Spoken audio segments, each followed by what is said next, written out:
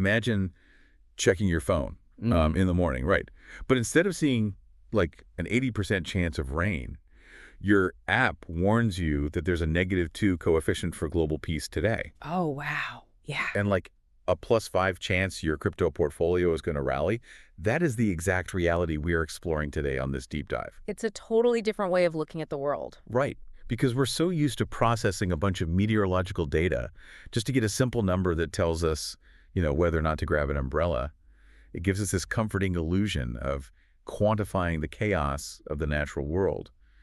But today, we're looking at a framework that applies that exact same mathematical, data-driven approach to, well, your entire life. Yeah, we are dissecting a highly specific astrological forecast. This is from the blog Astrolocat, and it's focusing on the upcoming week of April 27th to May 3rd, 2026. Which is just around the corner. Exactly. And what grounds this conversation isn't simply the fact that the author is making these really bold predictions about the future. It's the mechanical, almost algorithmic way this source claims to arrive at those predictions. We are looking at a system that assigns hard, fluctuating numerical coefficients to planetary movements.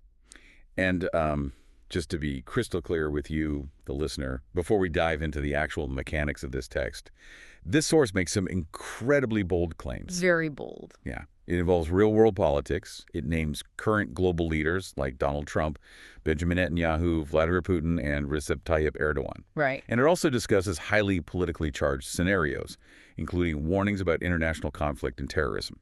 So we need to state right off the bat, we aren't here to endorse this text. No. We aren't validating its politics, and we certainly aren't picking sides left or right. We are strictly here as impartial reporters. We just want to unpack the fascinating concepts and reverse engineer the wild mathematical logic the author uses to make these specific claims. Exactly. Our mission today is to just understand the underlying architecture of the author's framework. We want to unpack the how and the why of this mathematical model completely, regardless of the political landscape it attempts to map out. Okay, let's unpack this. Because before we can even look at what the text predicts will actually happen during the week of April 27th, we really have to look under the hood at the math itself. Right, the methodology. Yeah. The source relies on something called the coefficient system. So this isn't your traditional poetic astrology where, someone tells you Mercury is retrograde, so you definitely shouldn't text your ex. Right, it's way more rigid than that. It calculates daily numerical scores for the planets. And those scores can be positive or negative. For example, the text notes that during this specific week, the astrological house aligned with Scorpio has the absolute lowest numerical coefficient, while the houses aligned with Sagittarius and Pisces have the highest. And what's fascinating here is that the text emphasizes these coefficients are entirely dynamic. Like they fluctuate on a daily, sometimes even hourly basis, all depending on the planetary transit. So it's constantly shifting. Yeah, exactly. And by assigning hard numbers, the source is really attempting this massive philosophical shift. It is actively trying to quantify fate.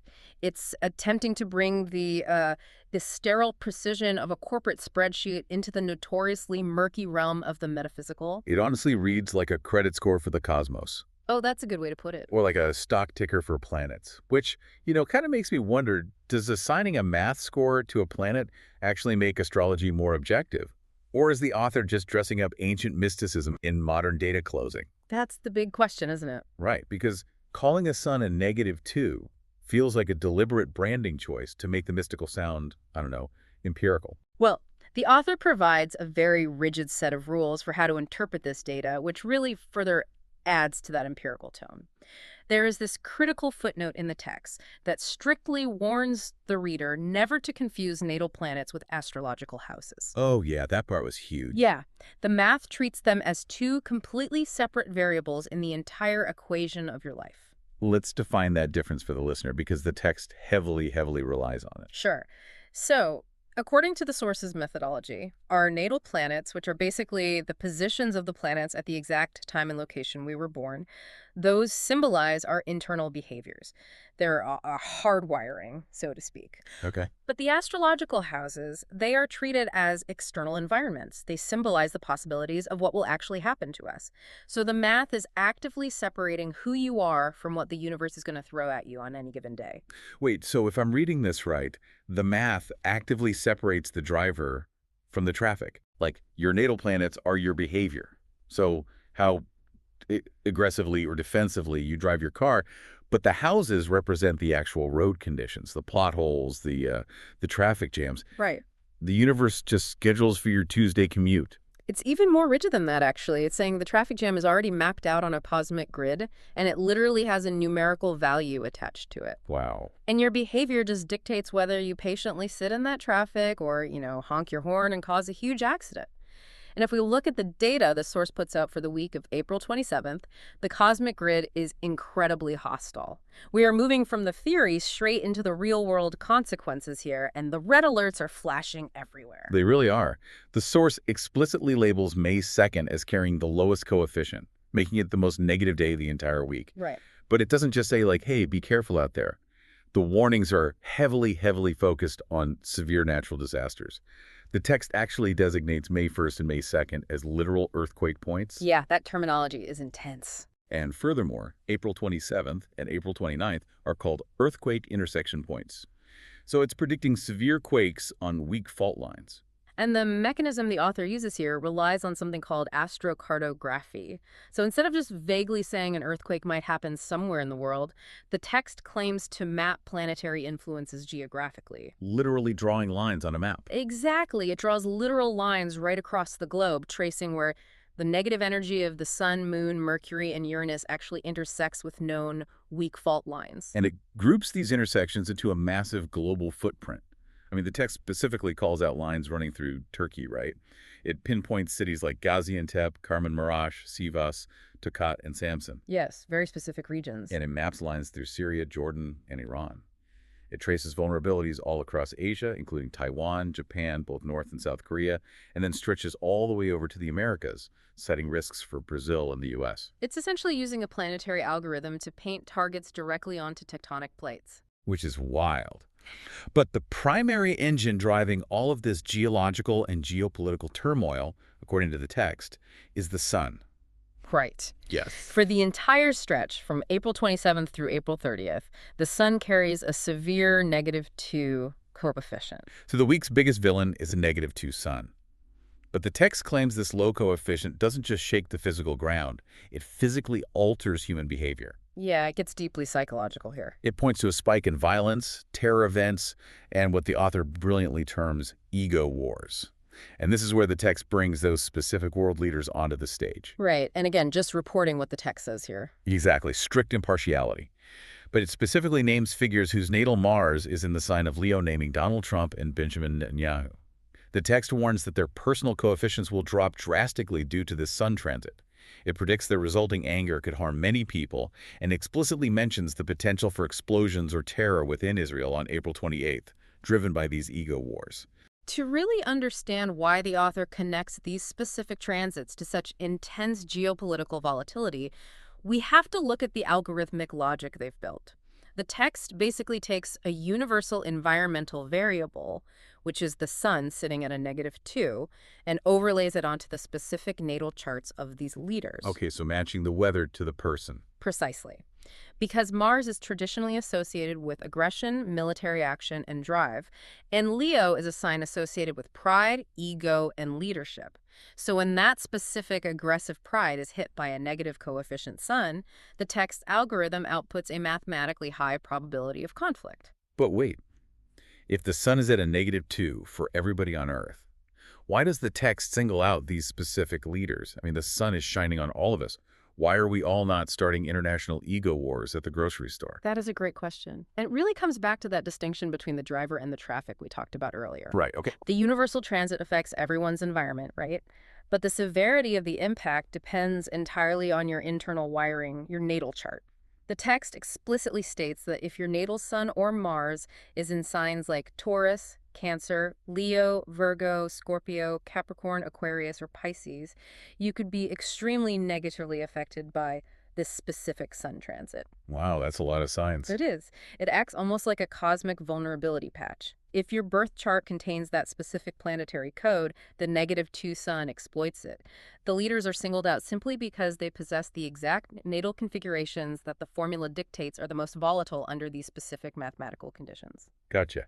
Now, here's where it gets really interesting. The week isn't entirely just a bleak landscape dominated by a -2 sun. The universe, according to this math, isn't totally one-sided. There are forces actively fighting against that negative energy. Yeah, some silver linings. The text points to positive transits from the Moon, Venus, and Uranus that provide a massive counterbalance to all that tension. We actually see the mathematical peaks of the week hitting right in the middle of all the chaos. So on April 28th and 29th, the algorithm scores the Moon at a +5 and Venus hits a +6. And a +6 is the highest number we see anywhere in the text for this period. It's a huge spike. And just as the negative numbers drag certain people down, these high numbers give massive positive bumps to others. The text claims that because Vladimir Putin and Recep Tayyip Erdogan both have their natal Mars in Sagittarius, they are perfectly positioned to absorb the highly positive effects from that +5 Moon transit. Right. The text translates this numerical advantage into periods of increased efficiency, stronger security, and successful military strategies for them. And the author also applies this really complex tug-of-war logic to Elon Musk. Oh, this part was fascinating. Yeah. The text notes his natal sun is in Cancer and his Mars is in Aquarius. So because of that Cancer placement, the math warns he is highly vulnerable to the negative sun transit on April 28th. Okay, so he's getting hit by the bad weather. Right. But because his natal Mars is in Aquarius, that +6 Venus transit on the exact same days promises him massive positive effects in both his collaborative work and his personal life. It's just such a fascinating look at how the math layers on top of itself. The sun is pulling Musk down, but Venus is pulling him up at the exact same moment. A cosmic tug of war. Exactly. But I think the biggest thematic prediction in the entire text, like the one that really tries to paint a picture of our societal future, comes from Uranus. Uranus is sitting at a +5 coefficient, and it is traveling through the sign of Gemini. This is a really foundational prediction within the source material. Uranus and Gemini, according to the text, act as a herald for massive worldwide technological breakthroughs. Like a tech boom. Yeah. The source specifically claims this transit will drive the rebuilding of global trade routes and the massive expansion of internet connections. It's just this overwhelming influx of digital energy. But there's a massive catch. Always a catch. The math demands a trade-off. While Uranus in Gemini pushes the digital and technological world into hyperdrive, the text states it creates a severe disturbance on the Taurus-Scorpio axis. Right, which is crucial. Because that specific axis represents our physical, grounded reality, like agriculture, soil-based life, and natural resources. The text predicts a period where both underground and above-ground natural resources are disturbed to the point of depletion. It predicts the aggressive rise of robotized agriculture, the introduction of artificial soil, and synthetic foods literally entering human life. Yeah, the text views planetary energy almost like a seesaw. Because Uranus is pouring all this massive +5 energy into Gemini, which, governs the intellectual, communicative, and digital realms, it mathematically drains the energy from the Taurus axis, which represents the physical, grounded Earth. It's zero-sum. Exactly. The digital world flourishes at the exact mathematically calculated expense of the biological world. I really have to push back on this vision, though. Oh, yeah. Yeah, I mean, is the text actually predicting the future using a mathematical planetary model? Or is it just reflecting our very current, very human anxieties? That is a very fair point. We are all walking around with this low-level hum of dread that as our digital lives get stronger and more pervasive, our natural world is literally dying. So is the planetary math revealing this future? Or is the author just projecting modern 2026 climate fears onto a +5 Uranus? And that is the essential question when analyzing any predictive text that claims to rely on data, right? Are the numbers reflecting an inevitable fate, or are they just a Rorschach test reflecting our own collective psychological state? Exactly. The text strictly presents this as a literal causal mechanism. Like the math of Uranus and Gemini mathematically necessitates a disruption to the Taurus-Scorpio agricultural axis. But you are absolutely right that from a sociological perspective, this prediction maps perfectly onto the specific technological anxieties of our current decade. Well, if you thought applying a planetary coefficient to artificial soil was wild, the text takes this exact same coefficient system and applies it to something entirely human-made. Yes. We are moving from the natural world into the realm of cosmic economics, the financial markets. The source applies its daily mathematical fluctuations directly to commodities, stocks, and even digital currencies. So if you are playing the markets during this week, the text paints a very bipolar picture. April 28th is marked as a massive boom day, where gold, silver, oil, and Bitcoin are all predicted to rise in tandem. A good day for traders. Yeah, and Ethereum gets an early start, slated to rise on both April 27th and 28th. But then the coefficients shift drastically. That highly negative day we talked about, May 2nd, is predicted to literally pull the bottom out of gold. And the BST 100, which is the major Turkish stock market index, is predicted to drop on April 30th due to these specific transits. To understand how the author justifies mapping planetary movements to something as volatile as Bitcoin, we have to look at probably the most intricate conceptual leap in the entire source. Oh, I know where you're going with this. The text literally gives birth charts to money. Wait, so they treat a digital currency like an organic, breathing entity? Essentially, yes. The text applies natal charts to currencies and markets by using their exact creation or launch dates as their moment of birth. That's incredible. So for Bitcoin, the text uses January 3rd, 2009. Because it was born on that date, the algorithm dictates that Bitcoin's natal Sun and Mars are in Capricorn, which is ruled by the planet Saturn, and its Venus is in Pisces, ruled by Neptune. So it has a full astrological profile. Right. The euro uses January 1st, 2002, which gives it a natal Sun and Venus in Capricorn and Mars in Pisces. And the system scales across the entire global economy, too. The text assigns the US dollar a natal Venus in Cancer, and the Turkish lira gets a natal Venus in Scorpio. So if you're a crypto trader heavily following this logic, your entire strategy just shifts. You aren't just reading white papers, analyzing blockchain utility, or looking at moving averages. You are literally checking your phone to see if Bitcoin's inherent Capricorn energy is clashing with Neptune this week. And if we connect this to the bigger picture, it really reveals something profound about human psychology and how we interact with financial systems. Global markets are deeply chaotic. Oh, totally. They are driven by millions of irrational, emotional human decisions every single second. They are notoriously unpredictable and inherently unstable. Which is completely terrifying if your retirement or your life savings are tied up in them. Precisely. As humans, we desperately crave a sense of control over that financial chaos. By taking the unpredictable, chaotic movements of the stock market and forcibly mapping them onto the orderly, highly predictable, mathematically precise movements of the solar system, the author creates a profound sense of order. It's a coping mechanism. It really is. It tames the beast of the free market by putting it on a mathematical planetary leash. If Bitcoin drops dramatically on May 2nd, it's no longer because of a random, terrifying panic sell-off. It's simply because its Capricorn sun is mathematically under stress. Yeah. It provides a reason for the chaos, and an empirical one at that. So what does this all mean for you, listening to this deep dive on your commute or while doing the dishes? We've covered a framework that claims to use celestial math to predict the locations of earthquakes, the rise of artificial food, the aggressive moods of world leaders, and the price of crude oil. It's a lot to take in. It is. But whether you buy into the math of the coefficients or you think it's entirely a complex projection of human anxiety, the source provides an absolutely fascinating lens for looking at the world around you. It forces you to look at the hidden interconnectedness of massive global systems. It is an exhaustively comprehensive system. The author leaves almost nothing out of the predictive model, attempting to find the math connecting everything from tectonic plates right down to digital wallets. And it certainly doesn't leave you, the individual listener, out of the equation. The text includes rapid-fire warnings for everyday people based on their rising signs, which, if you don't know, represents the planetary sign that was on the eastern horizon when you were born. For the entire week of April 27th, because of that volatile -2 sun, the algorithm warns those with an Aries rising sign to watch their second house, which in plain English means keeping a very close eye on sudden disruptions to your personal finances. A practical warning. Yeah.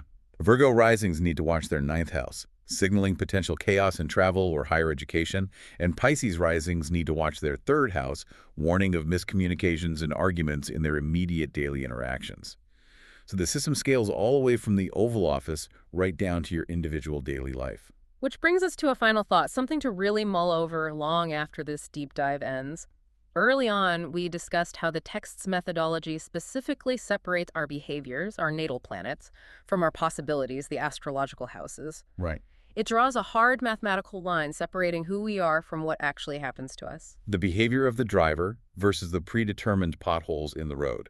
Exactly. So if we entertain the logic of this source to its absolute conclusion, well, if a massive astrological algorithm can accurately calculate the exact day your ego will clash with a coworker, or pinpoint the exact afternoon a global market will dip based purely on its creation date, Does that mean our personal choices and our entire economic systems are just mathematical inevitabilities? Are we all just blindly following the script written by the coefficients? Or is the exact opposite true? Does knowing the coefficients of the day finally give you the power to change the math? If you know the Cosmic Weather app says there is an 80% chance of a -2 sun tomorrow, are you doomed to just get wet and suffer the ego war? Or does knowing the formula finally give you the power to build an umbrella for your own fate?